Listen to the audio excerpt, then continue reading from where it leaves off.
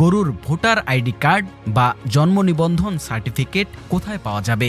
যে পশুটি ১৪ বছর ধরে বেঁচে আছে তার বার্ধক্য ভাতা নিশ্চিত না করে সরকার তাকে কোরবানির উপযোগী বলে রায় দিচ্ছে। এ এক চমৎকার রসিকতা।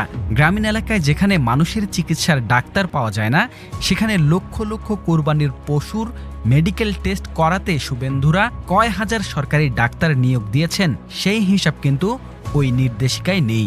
নির্দেশিকায় কড়াভাবে আদেশ দেওয়া হয়েছে, যত্রতত্র পশু জবাই করা যাবে না, যেতে হবে সরকারি স্লটার হাউস বা কসাইখানায়। তর্কের খাতিরে যদি মেনেও নেওয়া হয়, তবে প্রশ্ন জাগে, পশ্চিমবঙ্গের প্রতিটি গ্রাম, পাড়া বা ব্লকে কি সরকার আলিশান কসাইখানা বানিয়েছে? অবকাঠামোর নামগন্ধ নেই, অথচ নির্দেশ জারি করা হয়েছে। এ যেন অনেকটা আপনার ঘরে বাথরুম নেই তো কি হয়েছে, টয়লেট করতে পাশের জেলা সদরে চলে যান।